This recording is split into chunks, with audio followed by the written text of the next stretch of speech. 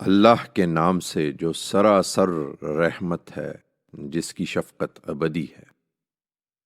ہوائیں گواہی دیتی ہیں، جڑ سے اکھاڑنے والی، اور وہ بھی جو بہت نرمی سے چلتی ہیں، اور فضاؤں میں تیرتے دوڑتے، پھر اس دوڑ میں ایک دوسرے سے بڑھتے، پھر حکم کی تدبیر کرتے ہوئے بادل گواہی دیتے ہیں کہ جس چیز کا وعدہ تم سے کیا جا رہا ہے وہ ہو کر رہے گی۔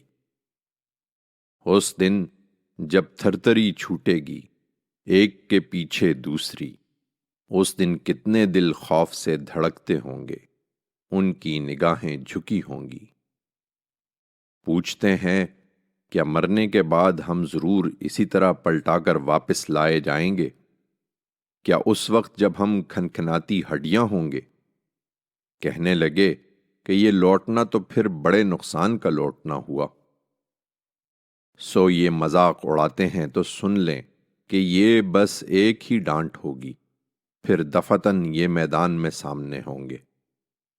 اچھا سنو، کیا موسیٰ کی سرگزشت تمہیں پہنچی ہے جب اس کے پروردگار نے طوا کی مقدس وادی میں اسے پکارا کہ فرعون کے پاس جاؤ، اس نے بہت سر اٹھا لیا ہے، اور اس سے کہو کہ کیا تم میں کچھ جذبہ ہے کہ پاکیزگی کی طرف آ جاؤ، اور میں تم کو تمہارے پروردگار کی راہ دکھاؤں کہ تم اس سے ڈرو۔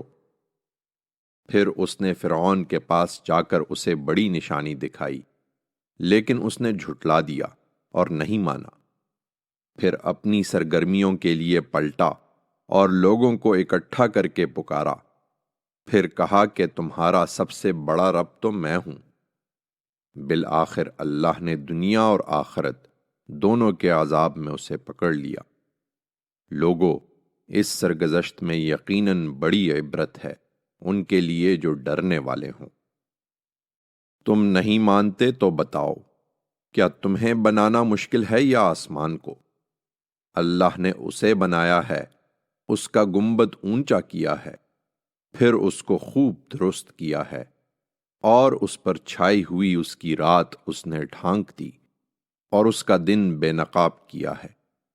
اس کے بعد زمین کو اس نے بچھایا ہے، اس کے اندر سے اس کا پانی اور چارہ نکالا ہے، اور اس کے پہاڑ اس میں گاڑے ہیں، تمہارے لیے اور تمہارے مویشیوں کے لیے متاع زیست کے طور پر۔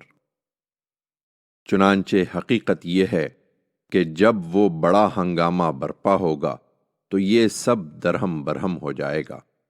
اس دن انسان اپنا سب کیا دھرا یاد کرے گا، اور دوزخ ان کے سامنے بے نقاب کر دی جائے گی جو اس سے دوچار ہوں گے۔ سو جس نے سرکشی اختیار کی اور دنیا کی زندگی کو ترجیح دی تو دوزخ ہی اس کا ٹھکانہ ہوگی، اور جو اپنے پروردگار کے حضور میں پیشی سے ڈرا اور اپنے نفس کو خواہشوں کی پیروی سے روکا تو بہشت ہی اس کا ٹھکانہ ہے۔ وہ تم سے پوچھتے ہیں کہ آخر وہ گھڑی کب آ کر ٹھہرے گی؟ تمہیں اس بحث سے کیا تعلق؟ اس کا علم تیرے رب ہی کے حوالے ہے۔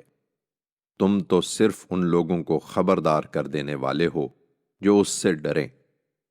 یہ جس دن اس کو دیکھیں گے تو یہی سمجھیں گے کہ گویا ایک شام یا اس کی صبح سے زیادہ دنیا میں نہیں رہے۔